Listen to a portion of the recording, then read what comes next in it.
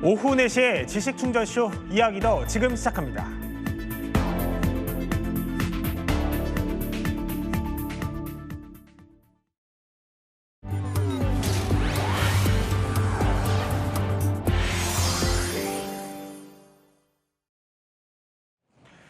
소년범 전력을 인정한 배우 조진웅 씨가 잘못을 책임지겠다면서 은퇴를 선언했죠. 하지만 그 이후에도 후폭풍이 여전합니다. 30년 전의 죗값을 물어야 하냐 아니면 묻어야 하냐 말이죠. 자, 그 전에 먼저 허준 변호사, 이 사태가 불거진 게 이제 한 매체의 보도였죠. 그렇습니다. 갑작스럽게 조진웅 씨에 대한 보도가 나오면서 이 사건 일파만파 커졌는데요. 지금 보도 내용을 보면은 조진웅 씨가 미성년자이던, 그러니까 고등학교 2학년 시절이던 1994년에 최소 3대의 차량을 절도했다는 혐의, 그리고 특가법상 강도강간, 그러니까 여러 명이 모여서 특수강도강간 혐의로 여겨지는데 이런 혐의 등으로 소년원에 송치되는 처분을 받았다. 그리고 고등학교 3학년 시절 실제로 한 절반 정도를 소년원에서 살았다. 이런 제보자의 내용들이 담겨 있는 그런 내용이었습니다. 그리고 성인이 된 이후인 2004년 극단 배우로 활동하던 시절에도 음주운전 및 음주운전 폭행으로 입건이 됐고 만취 음주운전으로 면허가 취소된 적이 있었다. 이런 내용들을 보도를 했거든요. 네. 이게 더 충격을 줬던 이유는 뭐냐면 조진웅 씨가 물론 뭐 조직폭력배 역할을 한 적도 있었지만 가장 자신의 이름을 알렸던 한 드라마에서 정의로운 형사 역할을 하면서 세상에 잊혀져도 될 범죄는 없다라는 그런 역할을 맡았었기 때문에 그 모습과는 너무나 달라서 더 논란이 되고 있는 상황입니다. 자, 이제 은퇴까지 나왔고, 근데 조진웅 씨가 그런데 자, 이 모든 의혹, 이제 허주연 변호사가 짚어준 거는 한 매체의 보도고 이 모든 의혹을 다 인정하고 은퇴했던 건 아니잖아요. 일단은 지난 금요일 밤에 늦게 입장문을 냈었을 때 미성년 시절에 잘못이 일부 있었음은 인정한다 이렇게 밝혔습니다. 하지만 이 부분, 그 소년원에 갔던 그 시절의 그 일은 친구들 여러 명과 벌어진 일이었거든요. 그래서 성폭행 부분은 무관하다라는 점을 입장문에서 강조하기도 했었습니다. 다만 그런데 어디까지 관여가 됐고 어디까지가 잘못이고 본인 잘못이 없고 구체적으로 밝히진 않고 성폭력과는 무관하다 이렇게만 해명을 했습니다. 자, 그러니까 조진웅 씨의 그 소년범 전력을 최초 보도했던 매체는요. 조진웅 씨의 이 모습이 피해자들의 상처를 건드렸다고 전했습니다. 올해 76주년 광복절은 전설적인 독립영웅 홍범도 장군께서 대한민국의 땅으로 돌아오신 영예로운 날이었습니다. 곳곳에 서려 있는 장군님의 흔적과 그 흔적을 기억하고 애도하는 수많은 사람들을 마주하며 저 또한 대한민국의 국민 한 사람으로서 가슴이 뭉클했습니다.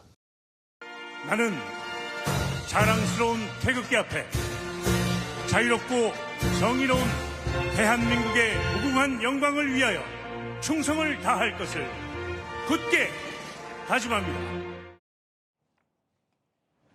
자, 제보자는 해당 매체에 이렇게 이야기를 했었죠. 그러니까 조진웅 씨가 뭐 정의로운 모습의 독립투사 이미지로까지 포장이 됐고 그걸 보는 피해자들의 심정이 어떻겠냐 이렇게 반문을 했었는데, 자, 그런데 이걸 보도했던 매체의 기자들이 조금 전에 전해진 소식에 허준 변호사 형사 고발을 당했더라고요. 그렇습니다. 그 한 변호사가 이 매체의 기자들을 소년법 위반 혐의로 형사 고발했다는 보도까지 지금 전해지고 있는데 지금 이 변호사 주장으로는 마치 조진웅 씨를 장발장에 비유를 하면서 이렇게 이 소년법 취지상 뒤늦게 이 보도를 하고 한 사람에게 낙인을 씌우는 것이 온당하지 못하다. 소년법의 취지는 교화가 아니냐라는 내용으로 고발을 결심했다는 것으로 보입니다. 그런데 이 소년법 70조를 보면요. 담당하는 기관, 그러니까 소년 보호 사건과 관련 있는 기관이 그 내용에 관해서 질의응답, 조회응답을 요청을 받았을 때 재판이나 수사나 군사상 필요한 경우를 제외하고는 응해서는 안 된다. 그리고 만약에 응한 경우에는 형사처벌을 규정을 하고 있거든요. 그렇다고 하면 이 조항의 적용 대상은 기자가 아니라 그 기관이란 말입니다. 그렇기 때문에 이 고발 대상을 특정하는 것이 조금 개인적인 의견입니다만 좀 잘못되지 않았나라는 생각이 드는데, 그렇지만 이 변호사의 취지 자체는 이 고발을 통해서 일단 기자들을 고발을 해서 이 기자들이 어떤 경위를 통해서 이 정보를 확인할 수 있었는지에 대한 실체관계를 밝히고 네. 어떤 기관이 이 법에 위반한 부분이 있다면 그것까지 인지해서 처벌해달라 이런 취지로 고발했다는 생각이 듭니다. 그러니까 열면 안 되는 걸 열었다. 그러니까 소년법에 따르면은 소년 범죄 전력을 조회할 수 없도록 되어 있다 이런 얘기군요. 그렇죠. 이 소년법이라는 게 이 특별한 형사법에 어떻게 보면 좀 특별한 법이라고 할 수 있는데요. 이 형사 미성년자 소년들은 아직까지 판단 능력이 미숙한 성인이 아니기 때문에, 그러니까 판단 능력이 좀 미숙한 존재이기 때문에 예. 어떤 죄를 저질렀다고 하더라도 이것이 곧 낙인 효과로서 더 이상 사회 구성원으로 기능하지 못하는 응보의 기능만 강조하기보다는 교화에 보다 목적을 맞추어서 이 아이들이 실수로 저지른 혹은 판단 능력 미숙으로 저지른 죄를 씻고 죄값을 치르면서 그 부분에 대해서 반성하고 교화해서 건강하게 성장해서 하나의 사회 구성원으로 기능하는 것을 일차적인 목적으로 하고 있는 그런 법이거든요. 그러다 보니까 소년 시절에 받은 소년 보호 사건, 소년 보호 처분은 공개를 하지 못하도록 하는 것이 원칙입니다. 자, 그러니까 지금 보면은 소년법에 이런 조항이 있어요. 소년의 보호 처분, 장래 신상에 어떤 영향도 미치지 아니한다. 그러니까 이 지금 조항 때문에 이 조진웅 씨의 이 사태가 갑론을박이 여러 가지가 생겨나고 있거든요. 지금 법 쪽의 반응은 어떻습니까? 법 쪽에도 지금 말씀하신 것처럼 양분돼 있습니다. 양쪽 의견이 다 존재하고 있는 건데요. 네. 지금 말씀하신 소년법의 1조나 32조에 따르면 사실은 소년 보호 처분은 소년들이 갱생하거나 교화돼서 사회 일원으로 다시 돌아오도록 만드는 역할을 하는 곳이잖아요. 근데 그때 있었던 일을 가지고 계속 문제를 삼는 게 말이 되느냐라고 하는 주장이 일부에서 있습니다.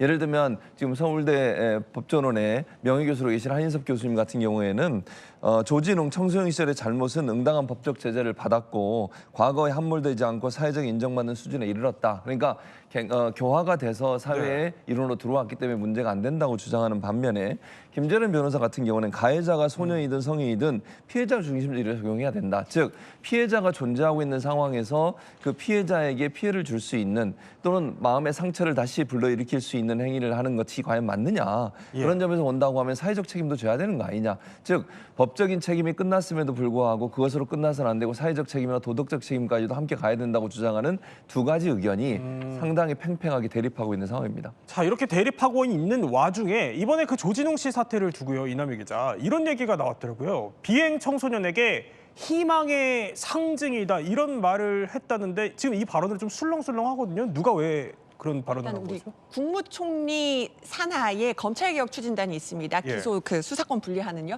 거기에 박찬훈 자문위원장이 SNS에서 올린 글이 지금 화제 내지 논란, 갑론을박이 되고 있는 거죠.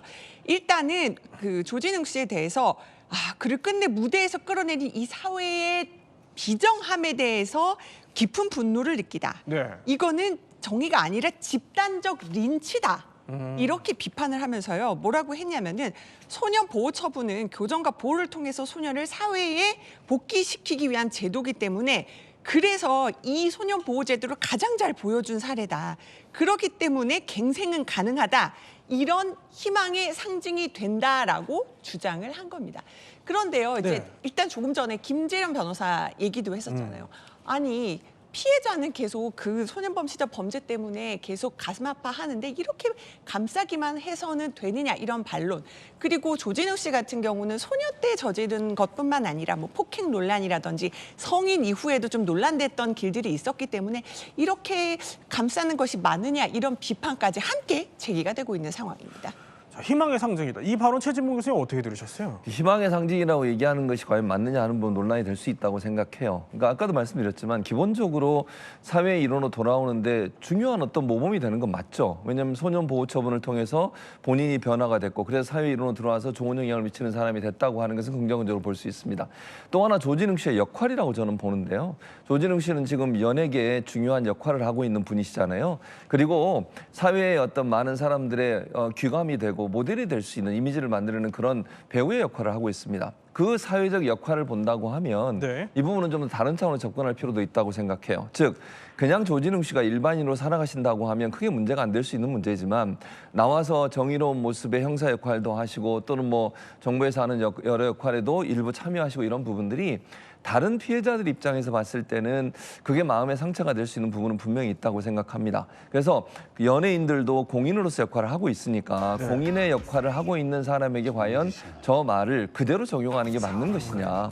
뭐 그냥 객관적인 조진웅 씨를 빼고 네. 소년범 제도의 성공적인 사례라고 하면 맞는 얘기죠. 그러나 조진웅 씨가 갖고 있는 사회적 역할을 본다고 하면 그렇게 일반화시키기에는 한계가 있는 부분이 있는 게 아닌가 이렇게 생각합니다. 허진 변호사 생각도 한번 들어봐야 될 것 같아요.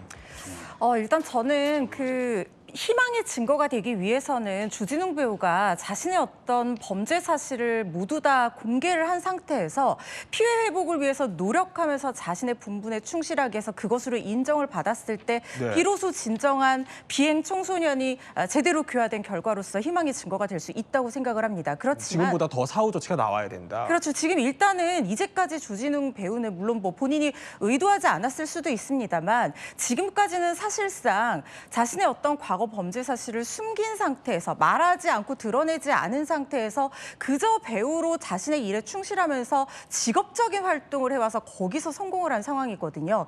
그렇다고 하면 모든 죄를 저지른 비행 청소년들이 직업적으로 성공만 하면 다 희망과 교화의 상징이 되는 것이냐. 저는 이거는 등가로 교환될 수 없는 문제라는 생각이 들고 조진웅 배우가 이제 제대로 평가를 받고 이제서야 희망의 상징으로 다시 진화를 할 수가 있으려면 네. 지금부터 피해 회복을 위해서 어떤 노력을 하고 자신의 죄값을 씻기 위해서 물론 형사처벌은 끝났다 하더라도 형사적인 어떤 문제는 끝났다 하더라도 피해자와 이런 범죄를 저지른 네. 또 다른 피해자들을 위해서 진정한 노력을 어떤 것을 하느냐 이 부분에 의해서 평가가 달라질 수 있는 부분이지 지금 비행 청소년의 희망이라고 하는 것은 시기상조라는 생각 듭니다. 조진웅 씨가 뭐 추가적인 이제 입장이 더 나올지는 한번 더 지켜봐야겠지만 지금으로서는 이제 과거의 죄값을 물어야 하냐 묻어야 하냐 이거 의견이 지금 분분한 상황인 겁니다. 그런데 실제로 조진웅 배우에게 나 과거에 폭행당했다 이렇게 주장한 사람이 있더라고요. 새로운 허철 감독이라는 영화 감독이 본인의 SNS에 자신의 경험담을 올린 겁니다. 예. 그러니까 11년 전 2014년이에요. 아무 이유 없이 조진웅 배우가 자신의 얼굴을 가격을 했습니다. 문제는요. 그때 조진웅 씨가 나 기억이 안 나요. 며칠 지나도 사과를 안 했고 당시에도 매니저가 대신 사과를 했다는 겁니다. 그때는 이 부분에 대해서 굉장히 조진웅 씨한테 화가 치밀었었는데 최근 보도를 통해서 조진웅 씨의 과거 이력을 알게 됐다는 겁니다. 근데 희한하게도 이제는 그랬었구나 하면서 이번엔 또 세상 사람들이 또 이렇게 은퇴하게 만든 거에 대해서 네. 오히려 화가 나더라. 그러면서 내가 한 대 때릴 수 있겠다. 그 대신 너무 이렇게 물러나지 말고 나한테 사과를 해라. 그리고 진정한 용서받고 다시 돌아와라. 이렇게 허 감독 같은 경우는 폭행을 당했지만은 용서하겠다라는 글을 올리기도 했습니다. 자 이렇게 감론을박이 펼쳐지는 와중에 이제 계속 과거에 조진웅 씨가 했던 그 발언들도 다시 수면 위에 떠오르더라고요. 보니까 과거에 범죄 사건의 피해자분들, 이 사람들의 마음을 이해한다 이런 취지로 발언했던 게 있더라고요. 그렇습니다. 2016년 1월에 한 이제 방송국에서 운영하는 유튜브 채널에 등장해서 저 얘기를 한 건데요. 그러다 보니까 문제가 더 확산이 되는 것 같습니다. 왜냐하면 그 당시에 조진웅 배우가 맡았던 역할 자체가 정의로운 형사 역할이었거든요. 그리고 과거의 범죄 행위에 대해서 다시 가서 조사를 하는 이런 역할이에요. 그러니까 범죄 사실의 피해자분들이 과거의 아픔에 계속 어려움을 겪고 있는 부분을 본인이 직접 경험했고 그걸 연기를 하면서도 그런 피해자들의 역할을 하는 분들을 보면서 너무 가슴이 아팠고 연기하는데 힘들었다고 본인이 거기서 얘기를 했단 말이죠. 그러면 그 일을 지금의 조진웅 씨한테 대입을 해보면 네. 과연 지금의 조진웅 씨의 저런 태도라든지 아니면 주위에서 얘기하고 있는 소위 소년 교화의 역할 또는 효과 이런 부분들과 대비됐을 때 과연 맞는 것인가 하는 부분에 의문이 생길 수밖에 없죠.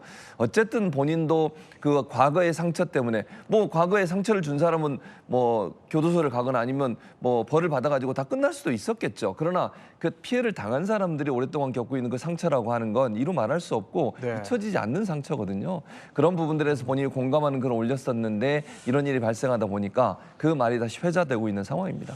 이게 지금 정치권으로도 불똥이 튀었어요. 그래서 정치권에서도 온종일 시끌시끌하던데 일단 어떻게 시끌시끌한지도 궁금하고 왜 정치권으로 불똥이 튄 거예요? 일단은 누가 감쌌느냐. 이제 민주당 김원희 의원 같은 경우는 이렇게 말을 합니다. 어디까지 소년 시절 범죄인데 이거를 어디까지 잘못을 어떻게 물어야 되고 어떻게 언제까지 책임을 져야 하냐 하면서 조진웅 배우를 감쌌고요. 박범계 의원도 비슷한 취지로 조진웅 씨를 감쌌습니다. 그런데요. 이 화두에 대해서 국민의힘은 좀 다르게 봅니다. 왜냐하면 조진웅 씨가 굉장히 소위 말하는 개념 연예인이다 하면서 굉장히 뭐 예전에 윤석열 전 대통령 계엄도 비판하고요. 정말 목소리 내서 얘기해야 된다라는 얘기도 많이 했었고요. 이재명 대통령과 영화 보는 장면이 포착이 되기도 했고 그런 식으로 친여 성향 연예인이어서 네. 조진웅 씨는 감싸는 거 아니냐 이러면서 주진우 의원이 피해자들은 평생 고통인데 이게 감쌀 일이냐 이렇게 비판을 하고 있는 겁니다. 그래서 저도 이렇게 배우의 한 그 과거에 대해서 이렇게 정치권에서 공방 벌이는 것도 굉장히 이례적으로 보고 있습니다. 자, 어쨌든 이제 대중이 이 사건을 어떻게 보는지는 방송계 분위기를 보면은 짐작해 볼 수 있을 것 같아요. 이남희 기자, 지금 방송계 기류는 어떻습니까? 일단은요, 조진웅 씨가 해놓은 일들이 많아요. 공영방송들 같은 경우는 조진웅 씨가 저기 보면 범죄와의 전쟁이라고 나레이션을 했는데요. 아예 해설자를 교체를 했고요. 그다음에 과거에 저 홍범도 장군을 모셔오다 저 작품 같은 경우는 아예 비공개로 돌렸고요. 제일 지금 비상이 걸린 것은 TVN입니다. 조금 전에 아주 굉장히 정의로운 경찰 역할로 10년 만에 이제 시그널 2탄이 나오면서 과거에 정의로운 경찰 역할을 하면서 조진웅 씨가 주인공 역할이거든요. 그런데 그렇군요. 지금 이미지와 저 정의로운 경찰 역할이 결국 맞느냐, 저거를 다시 재촬영해야 되느냐, 방영을 해야 되느냐, 지금 그 방송사도 고민에 빠진 상황입니다. 자, 이번에는요, 연예계를 뒤흔들고 있는 또 다른 소식이 하나 더 있습니다. 바로 방송인 박나래 씨 얘기입니다. 자, 결국 쉬어가기로 했습니다. 매니저와 오해는 풀었다면서도 또 풀어야 할 의혹이 깔끔하게 풀릴 때까지 모든 방송 활동을 중단하겠다 이렇게 선언을 한 겁니다. 논란 닷새 만에 이뤄진 조치인데, 자, 오늘 입장문이 나온 거예요. 정확히 뭐라고 한 거죠? 일단 매니저들과의 오해는 풀었다라고 얘기를 하면서도 이 사건의 파장과 영향력을 고려해서 모든 문제가 해결될 때까지 활동은 일시적으로 중단하겠다라는 입장을 밝힌 상황입니다. 그러면 지금 방송가가 이제 박나래 씨 출연 앞두고 있었던 작품들이 있으니까 좀 시끌벅적하겠는데요? 그렇죠. 박나래 씨 같은 경우에는 워낙 고정 출연하는 프로그램이 많은 상황이고 또 비중도 굉장히 큰 출연자였다 보니까 네. 각 방송사에서도 지금 뭐 편집을 어떻게 할 건지 뭐 편성을 어떻게 할 건지에 대해서 비상이 걸린 상태입니다. 관찰 예능 중에 굉장히 박나래 씨가 오래 멤버로 활동했던 그 혼자 사는 모습을 보여주는 그런 예능이 있었거든요.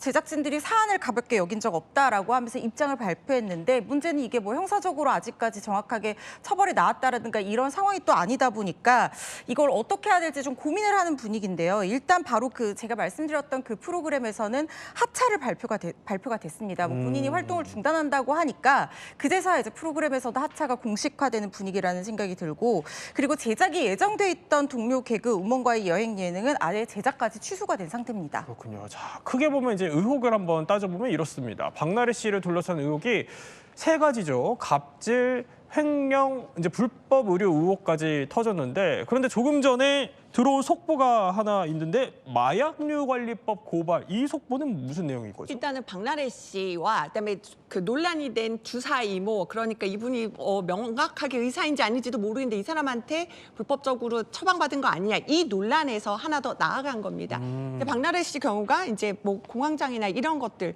그러니까 항우울이나 관련해가지고 관련된 이런 의약품들은 대리 처방을 받으면 안 되는 건데 그 부적절한 의약품을 대리 처방 받은 것, 그것 관련해가지고 지금 마약류 관리법 또 의료법 위반으로도 함께 이제 고발이 된 상황인 겁니다. 그러니까 이런 의혹이 터진 게 이제 사진이 한 장 있어요. 보면은, 자, 지금 이제 흰색 가운을 입고 있는 여성분이 한 분 계시고요. 자, 그런데 이제 이렇게 바닥에 각종 뭐 주사의 약물 이런 게 널브러져 있죠. 이게 한 매체가 박나래 씨가 불법 투약을 받았다. 그래서 이제 이른바 주사 이모 의혹을 제기하면서 이제 공개가 됐던 그 사진인데, 그래서 그 주사 이모가 그럼 진짜 의료인이 맞아요? 지금 현재로서는 의료인으로 보기 어렵다고 저는 개인적으로 판단을 합니다. 지금 이제 사진에 나오고 있는 장면인데 저 장면 같은 경우에 이제 가정집으로 보이는 것 아니겠습니까? 거기서 지금 주사 행위가 이루어지고 있는데요. 네. 주사 행위를 의료인이 아닌 사람이 하면 안 되게 돼 있습니다. 그리고 지금 전 매니저 측의 증언에 따르면 이 주사 이모라고 불리는 사람, 이 사람에게 약물을 공급하고 링거를 놔준 사람, 그 집에서 2023년 4월부터 의료 시술이 이어졌다고 얘기를 하고 있는 상황이고요. 이 사람의 주장은 중국 내몽고에 있는 의대병원에서 최연소 교수까지 역임했다라고 얘기를 하지만 네. 그렇다 하더라도 그게 사실이라 하더라도요. 우리나라에서 의료행위를 하려면 우리나라에서 의사 자격증을 반드시 취득을 해야 됩니다. 예컨대 우리나라의 의사도요. 미국 가서 의료행위를 하려면 미국의 의사 자격증을 취득을 해야 되는 겁니다. 그냥 가서 할 수가 없어요. 네. 우리나라에서 의사 자격을 갖고 있어도요. 근데 만약 이 사람이 내몽고에서 대학을 나오든 뭐 대학에서 교수를 했든 관계없이 네. 우리나라에서 의료행위를 하려면 우리나라의 의사 자격증을 가져야 되는 겁니다. 그걸 갖지 않은 상태에서 저렇게 주사행위를 했다면 그 자체가 문제가 될 수 있고요. 저 대학도 과연 맞는가 하는 부분에 대한 의혹도 지금 나오고 있는 상황이에요. 그래서 이 부분도 경찰 조사가 반드시 이루어져야 된다고 생각을 합니다. 매니저의 말에 따르면 명함을 받았는데 명함 어디에도 의료인에 관련된 정보가 없었다고 한 걸 보면 그래요? 의료인이 아닐 예. 가능성이 높다 이렇게 보여집니다. 자, 그런데 이제 주사 이모 측도 입장이 올라왔었어요. 이 주사 이모라고 불리는 이 여성이요. 매니저 폭로에 대해서 저렇게 지금 왼쪽에 의사 가운 사진을 올리면서 나에 대해서 좀 뭘 아냐라며 강력하게 반발을 했습니다. 그런데요, 지금 이 게시물은 삭제가 된 상태라고 합니다. 그러면 최진봉 교수님 말대로 진짜 교수였다고 해도 이게 문제가 되는 거예요.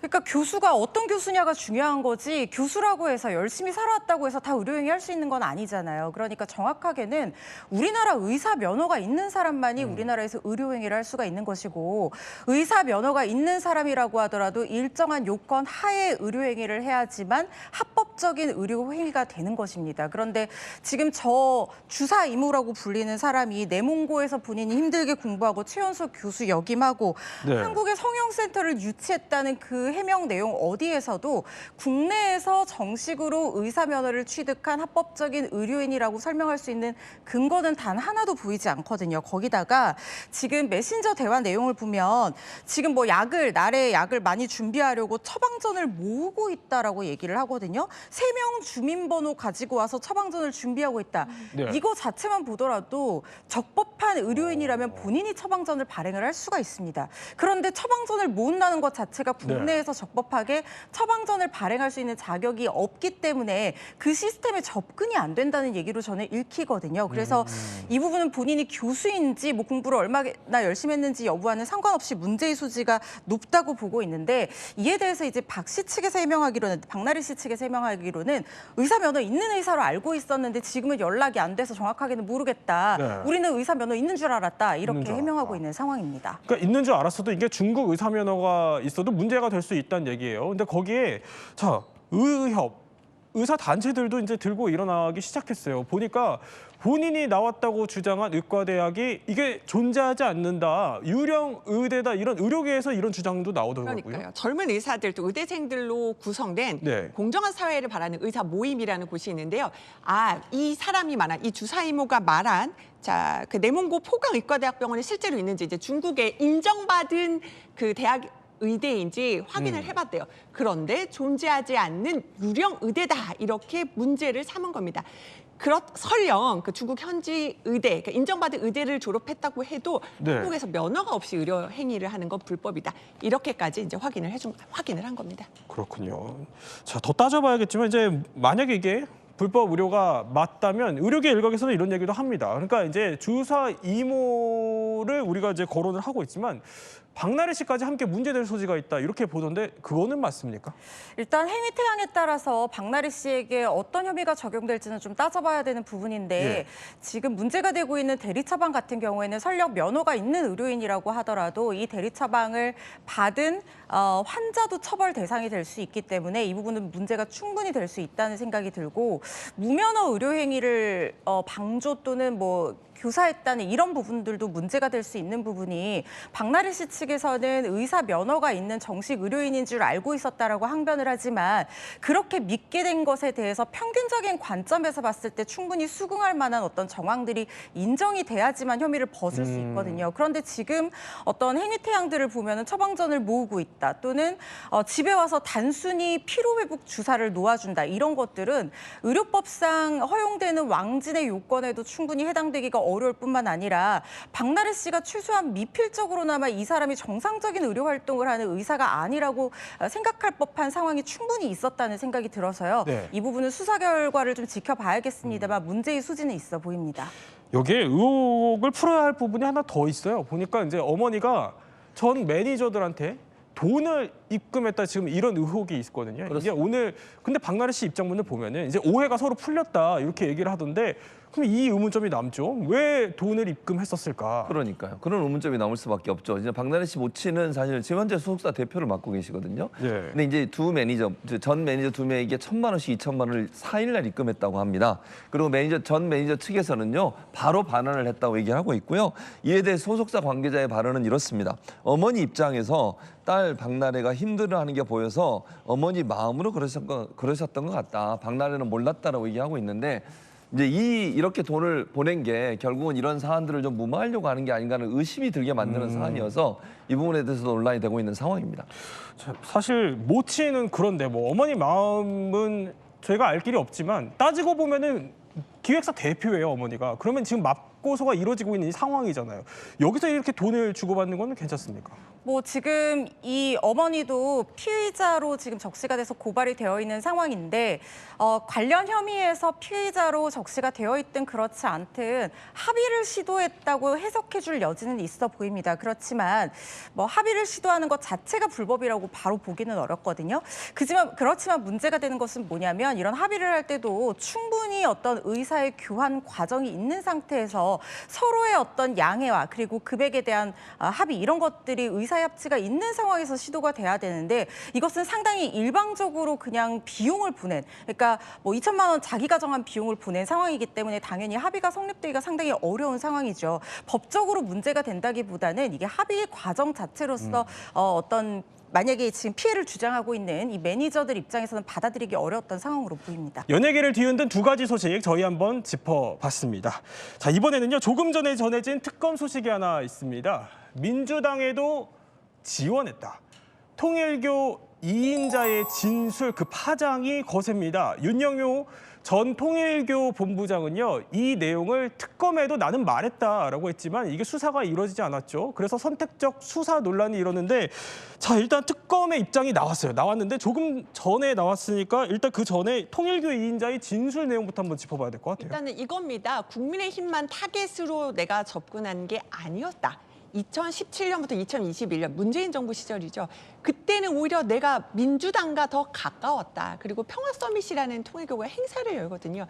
이 행사를 앞두고는 뭐 국민의힘 쪽뿐만 아니라 당시 뭐 문재인 정부나 그러니까는 그 장관급 그러니까 지금 현 여권 장관급 4명에게도 접근했고 네. 그중에 2사람은 한학자 총재도 만나고 갔다라는 겁니다. 그러니까 나는 특검 수사에서도 국민의힘뿐만 아니라 바로 민주당 쪽에서도 얘기를 했었는데 이 국민의힘만 지금 문제 삼았다라는 취지로 지금 얘기를 하면서 이 진술이 알려지면서 현재 논란이 되고 있는 겁니다. 그러니까 국민의힘만 그런 건 아니다라는 취재에 이런 진술을 이제 특검에 했음에도 불구하고 이게 수사가 이루어지지 않았다는 주장이 나온 겁니다. 자, 국민의힘은요. 그러자 특검이 선택적으로 기소하는 거 아니냐라면서 반발을 해오기 시작했고요.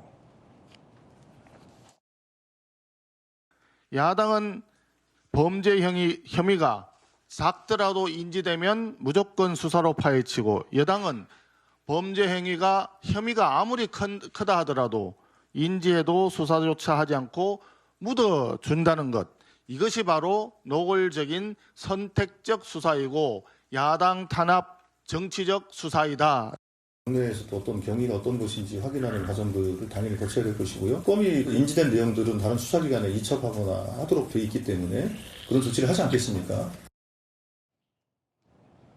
자, 이제 특검의 답이 나왔어요. 오늘 기다렸는데 특검은 뭐라고 해명합니까, 허정 변호사? 지금 일단 김건희 특검 측에서 해명하기로는 물론 진술 내용에 대해서 인지하긴 했다고 합니다. 그렇지만 인적, 물적, 시간적으로 봤을 때 명백히 특검법상 수사 대상에 해당하지 않아서 국수본, 그러니까 관련 수사기관에 이걸 인계할 예정이고 별도의 사건 번호를 부여했다 이렇게 입장을 얘기하고 있는 상황입니다. 아니 그러니까 보면은 지금 김건희 특검이 들여다보는 혐의가 한 16가지 정도 되거든요. 거기에 보면은 자, 건진법사 통일교 청탁 혐의 이제 들어가 있는데 이거를 수사 대상이 아니다 이렇게 본 거예요? 이게 무슨 말이죠? 그런데 이거는 이 특검법 자체가 사실상 특별법으로 도입이 됐기 때문에 첫 적용되는 사례이기 때문에 해석의 여지는 있다는 생각이 드는데 저의 개인적인 생각으로는 왜 명백히 수사 대상이 되지 않는지 모르겠습니다. 왜냐하면 지금 김건희 특검법을 보시면 특별검사의 수사 대상이 정해져 있고 방금 화면에서 보셨던 김건희, 명태균, 그다음에 뭐 도이치 주가 조작, 그다음에 건진법사 청탁, 그다음에 뭐 선거 개입행위 이런 것들을 모두 다 광범위하게 수사 대상으로 정하고 있고요. 그리고 같은 그 조항에서 뭐라고 적혀 있냐면 관련 범죄, 그러니까 이 사건을 수사하면서 인지하게 된 관련 범죄에 대해서도 수사를 할 수 있다라고 규정을 하고 있고 다시 그 관련 범죄의 범위에 대해서도 한정을 하고 있거든요. 그 관련 범죄의 범위는 여러 가지가 있을 수가 있는데 제가 눈에 띄는 조항은 한 개의 목적을 위해서 동시관계에서 행해진 범죄라고 하면 이 부분을 인지해서 수사할 수 있도록 되어 있습니다. 그러니까 통일교 측에서 이 어떤 정치적인 개입을 목적으로 하기 위해서 그 하나의 목적, 동일한 목적에서 동시적으로 여당과 야당 모두에게 금품이 제공이 됐고 이게 지금 수사 대상에서 특정하고 있는 범위와 관련된 범죄에서 인지가 된 부분이라고 하면 저는 당연히 수사 대상이 될 수 있다는 생각이 들거든요. 그렇기 때문에 권성동 의원에 대한 의혹에 대해서도 수사 대상이 됐던 것이란 말입니다. 그런데 굳이 민주당 의원들에 대해서는 명백하게 수사 대상이 아니다라고 얘기를 하는 어떤 그 명확한 기준 자체가 어떻게 이루어질 수 있는지 그 부분은 좀 의문입니다. 그런데 또 한 가지 논란이 불거질 수 있는 게 있어요. 뭐냐면 자, 윤 전 본부장은요. 지난 8월, 그러니까 8월이죠. 한 4개월쯤 전에 특검팀이랑 이제 면담을 하면서 이거 나 다 털어놨고 수사 보고서에도 이게 적혀 있다 이렇게 주장을 하거든요. 근데 이제 오늘 브리핑을 통해서 수사기관에 인계할 예정이다 이렇게 밝혔는데 자, 이게 궁금해요. 왜? 그러니까 뒤늦게 아직 인계는 안 했고 인계할 예정이다 이렇게 특검이 밝힌 거거든요. 한 4개월 뒤에요. 그 부분도 저는 사실은 수사상의 지연이 아닌가라는 생각이 듭니다. 만약에 명백하게 수사 대상이 아니라는 판단을 특검 측에서 법률적인 해석으로 자체적으로 인지를 했다라고 하면 그 부분은 수사기관에 즉시 넘겼어야 되는 것이 맞다는 생각이 들거든요. 왜냐하면 불법 정치자금 수수 같은 경우에는 공소시효가 7년입니다. 그렇다고 하면 수사가 길어질수록 이 시효만 좀먹게 되는 결과로 이어질 수밖에 없거든요. 그렇기 때문에 이 4개월이나 지연이 됐던 사정이라는 것이 과연 온당한 것인가, 합리적인 이유를 말할 수가 없다라고 하면 이 부분은 온당하지 않은 불법적인 지연이 아닌가라는 해석도 충분히 가능할 거라는 생각 듭니다. 민주당 분위기 어떻습니까? 특검 지금 이제 입장 나온 걸로 진화가 된다 이렇게 보는 건가요? 일단은 좀 상황 지켜보고 필요하면 조사도 하겠다고 어제 이제 조승래 사무총장이 얘기했는데요. 민주당은 이제 국민의힘과 우리는 다르다고 주장은 하고 있어요. 왜냐하면 이제 국민의힘 경우는 뭔가 금품이 오가고 그 대신 이제 통일교에서는 당원을 입당시키면서 특정 후보 당선을 시키고 거기에 대해서 이제 통일교가 원하는 뭔가를 하려고 했다라는 포인트가 핵심인데 설사 민주당 관계자한테 이게 주어졌더라 하더라도 이거는 그 후원 자체가 문제는 아니다라고 반박은 하고 있지만 결국은 계속 또 논란이 될 수는 있기 때문에 좀 주의 깊게 지켜보는 것으로 보입니다. 연예계 또 정치권까지 살펴봤더니요. 살펴볼 게 상당히 많습니다. 이번에는 또 외교안보 소식이 준비되어 있습니다. 일촉즉발의 상황입니다. 중국 전투기가 공해상에서 일본 전투기의 레이더를 조준한 겁니다. 전례가 없는 상황에 일본 방위상이요. 모두가 잠든 새벽 2시에 긴급 기자회견을 열었습니다. 中国軍機による自衛隊機へのレーダー照射事案についてご報告をいたします。レーダー照射は2回ありました。今回のレーダー照射は航空機の安全な飛行に必要な範囲を超える危険な行為であります。 저렇게 새벽 기자회견을 열었다는 거 그만큼 긴급하다 이렇게 본 거예요. 그러니까 자, 어제로 보니까 이 다카이치 총리가 대만 발언을 한 지 딱 한 달이 됐던데 주말 사이에 대체 무슨 일이 있었던 거예요? 중국과 일본의 일촉즉발의 위기 상황이 벌어졌던 것으로 보입니다. 일단 시간 순으로 한번 살펴보시면요. 네. 지난 주말 토요일이었습니다. 중국 해공 항공모함 랴오닝함이 오키나와를 통과해서 태평양에서 전투기와 헬리콥터를 발착하는 훈련을 하고 있던 과정에서 이 과정에서 띄운 제-25 전투기가 오후 4시 반부터 3분 정도 대응 출격한 일본 자위대 전투기의 레이더를 겨냥을 했습니다. 사실 이렇게 레이더를 겨냥한다는 것 자체가 네. 공격으로 간주되는 행동일 수 있거든요. 이것 자체만으로도 놀랄 일인데 네.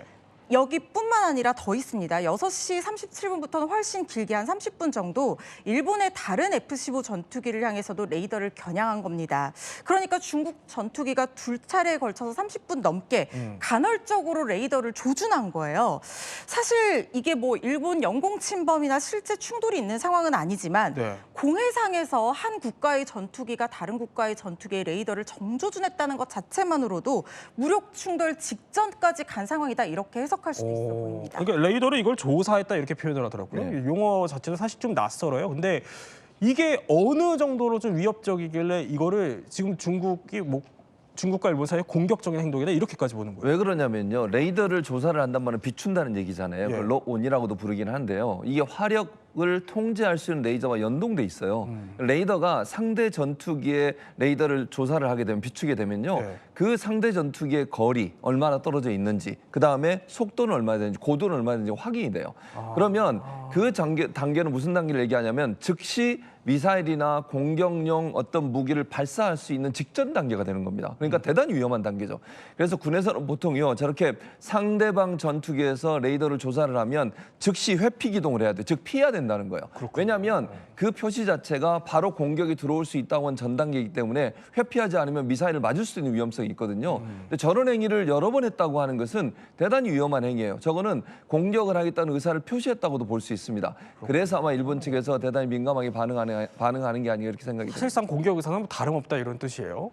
근데 보면은 다카이치가 지금 한 달 정도 됐는데 대만 발언 뭐 철회할 기미는 안 보여요. 근데 또 국내 지지율은 굉장히 또 치솟고 있고요. 그러니까 중국이 지금 이러는 이유가 이참에 좀 더 확실하게 뭘 보여주겠다 이런 건가요? 근데 중국 입장에서도 할 말이 있다 이겁니다. 우리는 이 훈련이 갑자기 한 게 아니고 예고된 훈련이었다. 네. 일본이 그렇게 방해를 하니까는 어쩔 수도 없었다. 우리에 대한 비방 즉시 중단하라 이렇게 얘기를 한 겁니다. 보면 중국 외교부 대변인 같은 경우도요. 중국 해군이랑 해경은 중국의 국내법, 국제법에 따라서 활동을 하고 있다. 이렇게 반박을 하는 상황입니다. 아니 그러니까 중국 얘기는 일본이 여론전을 한다 이런 얘기군요. 그렇죠. 사실 일본 입장에서는 당연히 미국이 자신들의 입장을 지지하고 그걸 공개적으로 힘을 실어줄 줄 알았는데 네. 지금 트럼프 대통령이 상당히 모호한 입장을 취하고 있어서 불안감이 고조되고 있는 상황이거든요. 미국이 애매하게 끼고 싶지는 않다 이런 태도로 해석된다는 그런 분석들이 지배적입니다. 심지어 야마다 주미 일본 대사가 트럼프 행정부의 공개 지지를 요청했다는 외신 보도까지 나왔는데 그래요? 미국 쪽에서는 아무런 움직임이 없는 상황입니다. 네. 그래서 깊은 실망을 했다라는 그런 보도까지 나왔거든요. 트럼프가 지금 뭐 무역 협상도 있고 해서 중국과의 확전을 바라지는 않는 상황입니다. 오히려 중국 쪽과 좋은 관계를 유지하고 싶다는 사인을 계속해서 보이고 있는 상황이기 때문에 일본이 이렇게 국제사회의 지원이라든가 미국의 전폭적인 지지를 바라기는 좀 어려운 상황으로 보입니다.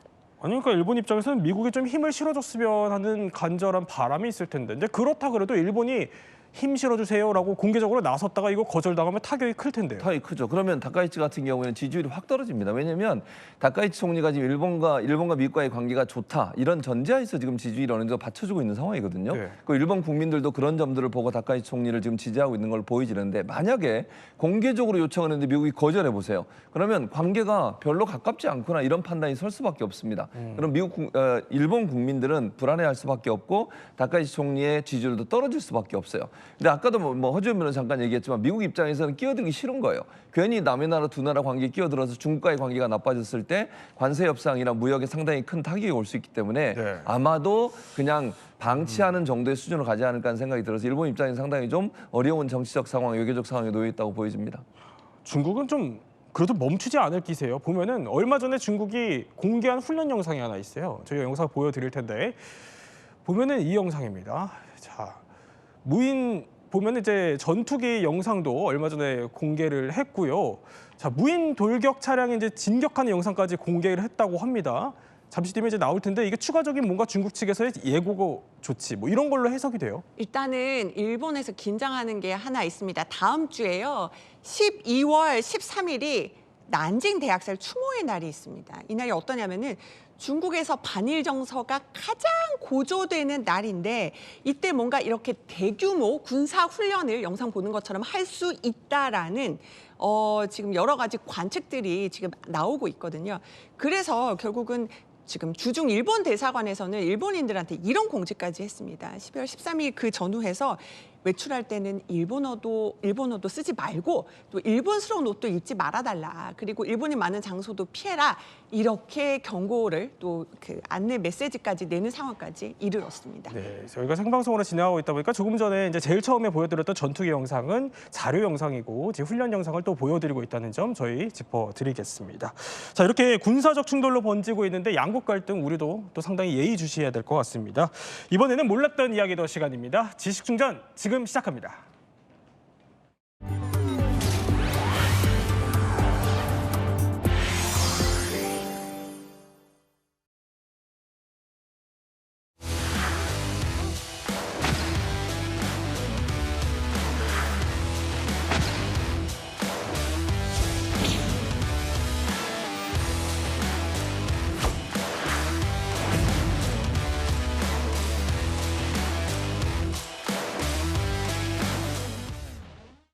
자, 지금 삼성가로 이목이 상당히 쏠리고 있습니다. 바로 홍라이 이제 리움 명예관장이 삼성물산 주식 전부를 아들 이재용 삼성 회장에게 증여했다 이런 소식이 전해진 건데, 자, 그 전에 오늘 또 삼성을 떠들썩하게 한 화제 영상이 하나 있습니다. 영상 볼까요? 자, 바로 이겁니다. 이게 이재용 회장의 장남, 이제는 그 장교가 된 이지호 소위 임관식 때 이런 게 공개가 됐었더라고요. 나중에 보니까 본인 좌우명이래요. 고통 없이 인간은 진화하지 못한다. 그러니 즐겨라. 좌우명이 좀 남다르네요. 네, 지난달 있었던 임관식에서 공개된 전광판 화면인데요. 이게 이지호 소위만 특별하게 보여준 건 아니고 거기 이제 임관식을 진행하는 사람들 이제 하나하나 보여주는 와중에 이제 이지호 소위 그 이재용 회장의 장남에 대한 사진이 공개가 된 건데요. 아마 거기 좌우명이 한 줄씩 공개하게 돼 있는 것 같아요. 근데 고통 없이 인간은 진화하지 못한다. 그러니 즐겨라라는 그걸 놓고서 소위 말해 네티즌들이 대단한 좌우명이다. 역시 남다르다라는 평가가 오가고 있습니다. 자, 이날을 우리가 주목해보는 이유가 또 있겠죠. 이날로 한번 돌아가 볼게요. 자, 보면은 이날 12월 1일이었습니다. 이제 이지호 군이 해군 장교 임관식 현장인데, 자, 저렇게 기수 대표로 재병지휘하는 모습이 공개가 됐고요. 그런데 이 자리에 삼성가가 총출동을 했죠. 아빠 이제 이재용 회장 그리고 할머니 홍라이 명예관장 모습까지 보였는데, 그런데 이 날을 주목해야 되는 이유가 박중훈 대표님. 이날 이제 홍라이 관장이 이제 아들 이재용 회장에게 주식 증여 이거 결정한 날이라면서요. 상당한 의미가 있겠어요. 그렇죠. 할머니 입장에서 손자가 얼마나 대견스럽겠냐는 제 생각입니다. 왜냐하면 아시다시피 이재용 회장은 2009년도에 이혼을 했죠. 그리고 그 당시 이지호 씨가 10살, 그러니까 만 9살이었는데 사실 양육을 임세령 부회장과 번갈아 가면서 하면서 사실 양육을 거의 못했다 봐. 성인 될 때까지. 성인이 되고 나서 삼성가로 돌아온 거니까 이에 대한 화답. 네. 그리고 사실 1%가 아주 큰 의미는 아니지만 그런 의미가 좀 있지 않을까 생각입니다. 그런데 손자의 임관식이거든요. 손자의 임관식이 왔다는 거는 물론 당연히 오겠지만 할머니가 그날 주식을 전량을 매도했다. 이거 어떻게 보십니까? 이제 삼성물산의 지분을 이재용 회장에게 정리를 한 거죠. 정리를 했으니까 사실 1%는 이미 이재용 회장이 19.9%를 가지고 있기 때문에 아주 큰 지배구조에 큰 의미는 없습니다. 다만 삼성물산이 삼성그룹의 거의 지주회사 격을 하고 있기 때문에 홍라이 여사가 이재용 회장의 그 지분을 줌으로 해서 이재용 회장으로의 경영권에 대한 확실한 방점을 찍었다. 이렇게 해석하는 게 맞겠죠. 지금 자막에 보면 손자에 대한 경영권까지 염두에 둔 결정으로 해석이 된다. 이런 해석도 주셨군요, 사전에. 그렇게 봐야죠. 왜냐하면 물론 이재용 회장이 후계에 대해서 물려주지 않겠다라고 발표는 했지만 5년 전에 실제로는 저렇게 이제 삼성물산 지분을 준 것까지 보면 향후 사세 경영에 대한 염두를 한 것이 아닌가라고 해석할 수 있는 부분이 있죠. 네. 자, 이날 삼성물산 주식도 아주 크게 뛰었어요, 그렇죠? 네, 아무래도 삼성물산이 삼성그룹 지배구조의 정점에 선다라고 시장에 평가한 것 같습니다. 이날 삼성물산 주식 11% 넘게 뛰었고요. 이후에도 상승 흐름을 이어가서 오늘 삼성물산이 장중에 25만 8천 원을 기록하면서 사상 최고가를 오늘? 치렀습니다. 네. 그랬군요. 또 오늘 이런 소식까지 전해줬는데, 자, 그런데 이게 궁금합니다. 어쨌든 이재용 회장이요, 그 징역 후에 이제 삼성물산 지분이 20%대가 된 겁니다. 네. 그런데 이 오너 입장에서 19%와 20% 이게 큰 차이가 있나요? 사실은 큰 차이는 없습니다. 특히 삼성물산의 경우에는 20% 정도면 사실 안정적인 경영권을 가지고 있죠. 예. 삼성그룹의 지배구조는 사실은 삼성물산보다 중요한 거는 삼성전자입니다. 물론 이재용 회장이 삼성물산에 대해서 20%를 가지고 있지만 삼성물산이 삼성전자에 대한 지분은 5%밖에 안 가지고 있거든요. 네. 최대주는 삼성생명입니다. 그래서 삼성생명의 지분을 어떻게 하는가 훨씬 중요하고 사실 오늘 일가들에게 지분의 마지노선은 보통 15%를 이야기합니다. 15%? 네, 왜 왜냐하면 우리 기억하시겠지만 2003년도에 소브린 사태라고 하는 SK그룹의 소브린이 경영권 분쟁을 일으켰을 때 사실 그 당시에 소브린이 두 곳을 공격했습니다. LG그룹하고 SK그룹을 공격했는데 LG랑 SK. 그 당시 구본부회장에서 한 얘기가 LG그룹은 15% 이상을 가지고 있었기 때문에 네. 사실 공격을 덜 했고 SK그룹은 15% 미만이었습니다. 그런데 현재 SK그룹의 지분, 최태원 회장은 주 SK 지분 17.9%를 가지고 있거든요. 네. 이번에 최태원 회장의 이혼 소송이 아주 중요했던 이유가 만약에 노소영 관장이 이 승소를 했으면 지분의 상당 부분을 주게 됐기 때문에 네. 향후 SK그룹이 경영권 분쟁에 휘말릴 수 있다라고 보기 때문에 이번 이혼 분쟁이 아주 중요했던 거죠. 그러니까 이게 최태원 회장의 지분과 관련이 있는 거고, 그렇죠. 또 이 지분이 더 줄어들 수 있고 이게 15% 이 마지노선이 붕괴될 수도 있었다 이런 그렇죠. 얘기죠. 15% 미만이 되면 노소영 관장이 만약에 주 SK 지분을 몇 프로 더 가지고 있으면 네. 외부 세력과 합세해서 충분히 경영권 분쟁을 일으킬 수 있는 소지가 있는 거죠. 그러면 이제 총수 입장에서 어쨌든 이 지분에 대한 퍼센테이지가 상당히 중요하게 그렇습니다. 되네요. 자, 그러면 이제 이재용 회장 얘기로 돌아와서 이 4천억 원 시세 4천억 원 정도인데 그러면 증여세도 상당히 엄청날 것 같거든요. 보통 지금 보도가 되는 걸로는 한 2천억으로 추정되는데 이거 어떻게 매겨지는 거예요? 예, 맞습니다. 우리나라 세법에서는 과세표준 30억 원 이상인 경우에는 세율이 50%이거든요. 그러니까 4천억 원의 주식을 증여받게 되면 2천억 원 이상의 지금 증여세가 나올 것이라고 추정되고 있습니다. 또한 상속이 아닌 증여를 택한 데는 많은 이유가 있을 텐데요. 그거에 대해서 이제 두 가지 측면으로 분석할 수 있습니다. 이제 첫 번째로는 삼성그룹의 이재용 회장 체제를 앞서 말씀드리는 것처럼 명확히 할 수 있는 것인데요. 삼성그룹은 삼성물산에서 시작되는 순환 구조가 반드시 존재하기 때문에 삼성물산 지분을 20%를 확보한다. 이것이 굉장히 강조되는 경고하게 할 수 있는 부분이 있다고 볼 수 있죠. 다음으로는 세금 부분인데요. 사실 앞서 말씀드린 것처럼 상속세나 증여세나 과세표준이 30억 원 이상인 경우에는 세율이 50%니까 증여를 하나 상속을 하나 그렇죠. 세액이 동일하게 되는 겁니다. 그런데 증여는 그 시기를 잘 조절하면 우리가 아주 낮은 가액으로 재산을 가져오는 효과가 있고 상속은 사실상 그 시기를 조절할 수는 없는 거죠. 상속 시점에. 네네. 그러니까. 상속은 돌아가셔야만 가능한 거니까요. 그래서 또 상속세는 또 이제 10년 내 증여재산을 가산하게 돼 있는데 네. 이때 증여재산을 가산할 때 증여세 신고 당시의 재산으로 하는 것이지 상속 개시 당시 재산으로 하는 것이 아니기 때문에 절세 효과도 반드시 존재한다고 보면 됩니다. 그러니까 시점에 대한 판단도 있지 않았겠냐 또 이런 해석이 나오는 거군요. 그렇죠. 그리고 실제적으로 이건 회장이 돌아가시고 이제 만 5년이 됐단 말이에요. 이재용 회장이 연부연납으로 상속세를 납부했습니다. 그죠? 그게 올해 끝납니다. 그러면 올해 4천억을 받으면 2천억 정도는 네. 충분히 납부할 수 있는 거죠. 왜냐하면 이재용 회장은 매년 배당으로 한 5천억 가까이 받으니까 여력이 생겼기 때문에 그래서 그 시점을 택하지 않았나라는 생각도 듭니다. 자, 그런데 손자의 장교 인간식에서 이제 전량의 주식을 넘겼다. 이걸 두고요. 또 이 회장의 과거 이 발언이 또 소환되고 있습니다. 한번 들어볼까요? 그동안 저와 삼성은 승계 문제와 관련해서 많은 질책을 받아왔습니다. 저는 이 자리에서 분명하게 약속드리겠습니다. 이제는 경영권 승계 문제로 더 이상 논란이 생기지 않도록 하겠습니다. 저는 제 아이들에게 회사 경영권을 물려주지 않을 생각입니다. 자, 5년 전 이야기지만 이제 이재용 회장이 당시에 저런 선언을 또 했었어요. 네. 그런데 이제 임관식도 있고 또 이제 삼성물산 주식 얘기도 있고 이러다 보니까 저 발언이 다시 주목을 받거든요. 재계에서는 어떻게 봐요? 실질적으로 이번 삼성물산 주식 정려와 그리고 아들 임관식의 온 가족의 참여 이런 것들은 물론 저 발언이 있었지만 네. 사세성계로의 포석이 아닌가라는 세석이 지배적입니다. 실제 아들을 직접 찾아가서 그리고 아들을 언론에 계속 노출하고 뭐 이런 부분들이 사세 경영을 시동건 것이 아니냐라는 것이 이제 지배적이죠.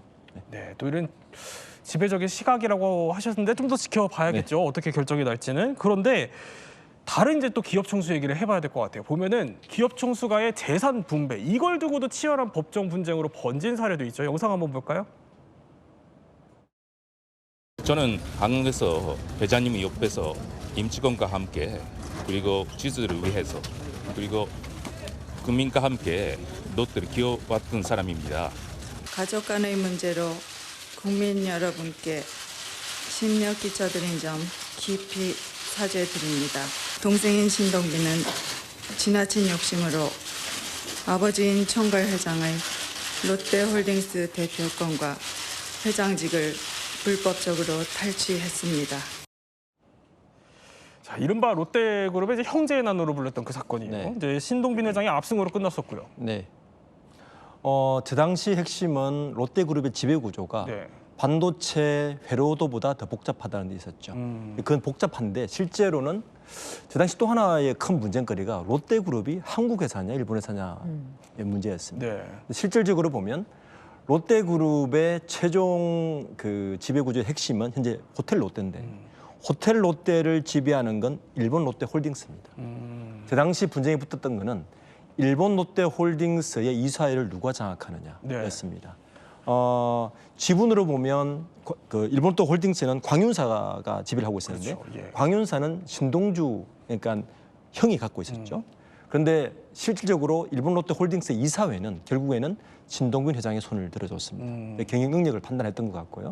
결국에는 계속해서 신동주 전 부회장은 일본 롯데홀딩스의 경영권을 장악하기 위해서 네. 계속 반격을 했지만 일본 롯데홀딩스의 이사회는 계속 신동균 회장의 손을 들어줌으로 인해서 실질적으로 롯데그룹의 경영권 문제는 종지부를 찍었다. 네. 신동균 회장은 종지부를 찍었다 봐야 될 것 같습니다. 그래서 당시 그게 이제 종지부를 찍은 것처럼 보였지만 2020년에 신격현 이제 명예회장이 사망을 하면서 그렇죠.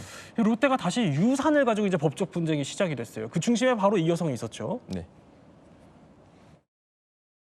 검찰 조사 왜 매번 불출석하셨나요? 잠시만요. 구속하겠다고 한 게 영향이 미쳤나요?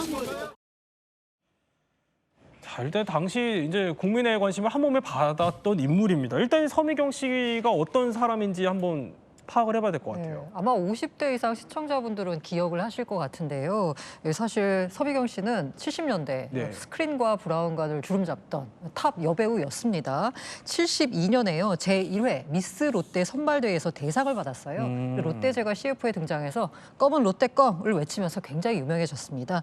이후에 서승희라는 예명으로 다양한 영화와 드라마에 출연하면서 인기를 많이 끌었거든요. 네. 그러니까 커리어상 절정에 올랐는데요. 갑자기 81년에 마지막 KBS 대하 드라마를 마지막으로 은퇴를 선언합니다.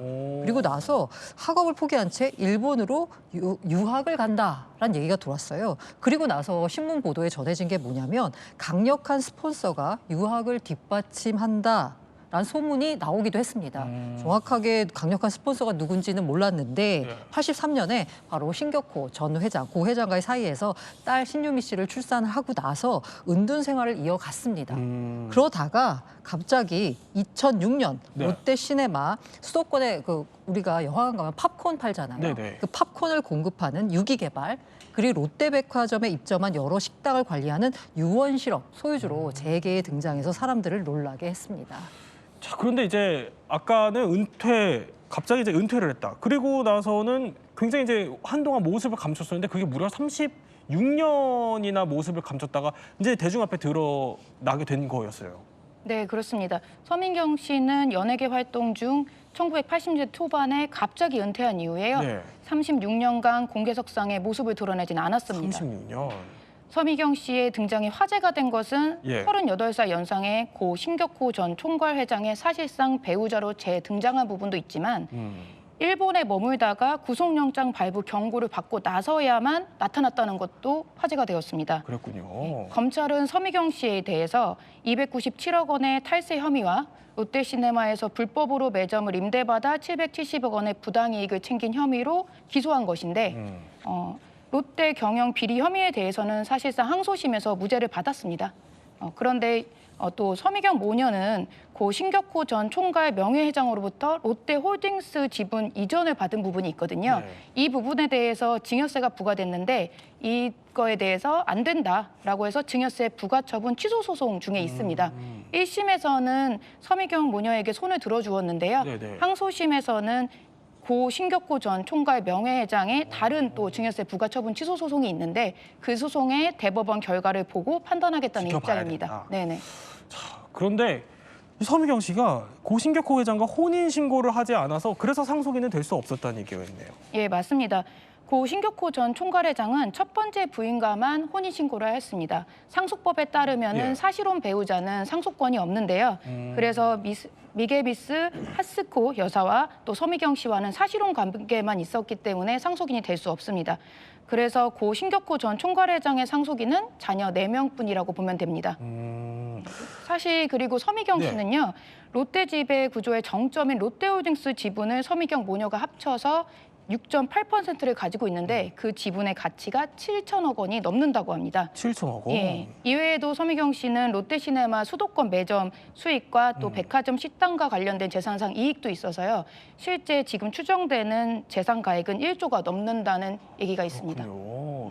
자, 이렇게 이제 기업 오너들 얘기를 하다 보니까 이제 혼인 과정도 있지만 물론 이혼 과정에서도 이게 재산 분할을 어떻게 할 거냐 이것도 항상 또 회자되는 대목이기도 해요. 보니까 제일 주목을 받는 것 가장 최근에 있었던 SK 최태원 회장 그리고 노소영 관장의 이혼 소송은 어떻습니까 이때는? 노소영 관장이 지금 이제 대법원에서의 파기 환송이 됐기 때문에 좀 뭐 1심 원심과 이제 비슷한 판결이 나올 가능성이 가장 높은 상황입니다. 노소영 관장이 사실상 SK 지분을 확보하려던 주된 이유는 이혼에 따른 정당한 재산 분할 받겠다 이런 의사도 있었겠지만 현실적으로는 자녀들이 혹여라도 향후 경영권 분쟁 시 이때 힘을 실어주기 위함도 있었을 것입니다. 노소영 관장이 최태원 회장과 이혼이 마무리되면 최태원 회장이 사실상 재혼을 할 수도 있고 또 김희영 이사장과의 전혼 자녀의 입양 여부도 문제가 될 수 있거든요. 만약 노소영 관장이 이혼을 하지 않게 되었다면 노소영 관장과 자녀 3명이 법정 상속분이 11분의 9지분, 즉 81%나 확보하게 되기 때문에 재산 대부분을 확보할 수 있었습니다. 하지만 노소영 관장이 이혼을 하게 되어서 최태원 회장이 김영 이사장과 재혼을 하게 되면 사실상 노소영 관장의 자녀들의 법정 상속 지분이 11분의 6지분, 즉 54%로 확 줄어들게 되거든요. 거기다가 만약에 김영 이사장 전혼 자녀까지 입양을 하게 되면 이때는 절반 이하로 줄어들게 됩니다. 이런 상황에서 노소영 관장은 이혼 소송에서 SK 지분을 확보하여야만 자녀들이 혹여라도 경영권 분쟁에 휘말리게 된다면 이때 도와줄 수 있게 되니까 이 지분은 정말 필요했을 것으로 추측됩니다. 그러니까 변호사로서는 또 노소영 관장이 그랬어야만 했던 이유를 이제 또 분석을 해주신 거예요. 자, 그런데 이 과정에서 수면 위로 떠올랐던 게 고란 기자, 바로 이 노 관장의 아버지 노태우 전 대통령의 비자금이 수면 위로 이제 올라왔어요. 이걸 두고도 지금 상속 증여세 이거 매겨야 되냐 시끌시끌하거든요. 그렇죠. 결론이 났어요? 사실 만약에 그 이혼할 때 재산 형성에 기여를 했다라는 게 인정을 받으면 재산 분할 대상이 되잖아요. 그래서 노소영 관장이 주장한 게 뭐냐면 부친이 지원한 300억 원 이게 SK그룹 성장에 이바지했다라고 주장을 한 거예요. 근데 여기서 부친이 지원한 300억 원 이거는 불법 비자금이잖아요. 그럼 불법으로 조성한 비자금에 과연 세금을 매길 수 있냐? 국세청 입장은 있다입니다. 일단 있습니다. 불법이라도. 그런데 이 자금이 증여냐, 그냥 준 거냐, 아니면 빌려준 거냐? 에 따라서 얘기가 달라집니다. 만약에 그냥 준 거다라고 하면 15년이 지나서 부과 제척 기간이 만료가 됩니다. 그러니까 국세청이 더 이상 세금을 내놔라라고 할 수가 없는 거예요. 그런데 만약에 빌려준 거다라고 하면 이거는 그 대가로 이제 어음을 받았다라고 하면 노 전 대통령이 이게 빌려줬다라는 그 채권이 있잖아요. 이게 상속 재산이 됩니다. 그러면 이게 상속 재산이기 때문에 부과 제척 기간 15년을 적용하면 국세청은 36년까지 상속세를 부과할 수 있습니다. 그래서 이게 성격이 중요한데 300억 원 성격이 지금 현재 국세청은 이 300억 원을 채권으로 봐야지만 세금을 물릴 수가 있고요. 이게 만약에 증여다라고 하면 세금을 물릴 수가 없습니다. 그런데 이혼 이혼 소송 과정에서 대법원이 이게 비자금의 성격에 대해서 규정하진 않았지만 증여에 가깝다는 식으로 판결했기 때문에요. 아마 세금을 추징하기 좀 쉽지가 않을 것 같습니다. 자, 이제 우리가 기업의 경영권 승계 얘기를 하고 있습니다. 근데 쭉 보면은 그 일종의 원칙이라고 해야 될까요? 박주근 대표님, 그런 게 있는 것 같기도 해요. 뭐 장자 승계형도 있을 수 있을 것 같고요. 또 아니면 계열사를 분리하는 방법도 있을 것 같고요. 네. 통상 어떻게 이루어집니까? 각 그룹마다 자기 나름대로의 방법을 갖고 있는 것 같습니다. 예를 들어서 LG그룹 같은 경우는 삼성그룹은 사실 장자 승계가 아니죠. 왜냐하면 CJ 이재현 회장이 사실 장자죠. 그러니까 이병철 회장이 이건 회장을 했기 때문에 이제 이용한테 오신 거고, LG그룹 같은 경우는 75년간 사실 장자 승계 원칙을 지켰습니다. 장자가 없을 때는 동생의 자식을 입양해서까지 장자 승계를 원칙을 지킨 게 LG그룹이고요. 그렇군요. 또 어떤 그룹들은 계속 계열 분리를 해가는 것도 있죠. 그래서 어디죠? 그 형태들은 아마 그 가문에서 정하는 거고, 그 자기들의 어떤 합의에서 정하는 거기 때문에 그거에 대해서 외부에서 뭐 맞다 안 맞다. 왜냐하면 자본주의에서는 개인의 권리가 있잖아요. 집안의 권리가 있으니까 그거에 대해서 하는데, 다만 과정에서 불법만 없으면 되는 거죠. 그건 각 가문마다 나름대로의 방법을 택하고 있는 것 같습니다. 그렇군요. 우리가 이제 기업 총수들의 재산, 또 상속, 증여 이런 방법들 한번 따져보고 있습니다. 삼성 얘기를 중심으로 해봤는데, 이 상속과 증여가 단순히 이제 돈을 물려준다 그런 의미를 넘어서고 있는 것 같아요. 그렇죠. 특히 회장 오늘 일가들은 그 지분이 자기의 재산이라고 생각하지 않는 것 같습니다. 실질적으로. 왜냐하면 아까 제가 15%의 마지노선을 얘기했잖아요. 15%의 마지노선이 무너지면 사실은 그룹 전체가 다 넘어가기 때문에 그렇군요. 그게 순수하게 개인 사유의 자산이라고 보기보다는 어떤 집안이나 그룹 전체의 자산이라고 보기 때문에 그 지분을 가지고 저만큼 돈이 있어서 좋겠다는 정도가 아니로 보는 것보다는 저 지분은 그 기업을 지키기 위한 마지노선이라 보는 게 맞는 것 같고, 그 나머지 뭐 가지고 있는 배당이나 이런 것들은 뭐 방법 다른 것이겠지만 지분을 보는 시각은 일반인들이 보는 시각과 약간 다른 것 같습니다. 네, 또 세 분과 함께 대기업의 경영권 승계에 대해서 한번 저희 몰랐던 이야기 짚어봤습니다. 저희는 60초 후에 뵙겠습니다. 이야기 더 내일도 오후 3시 50분 저희와 함께 지식 충전해 보시죠. 시청해주신 여러분 고맙습니다.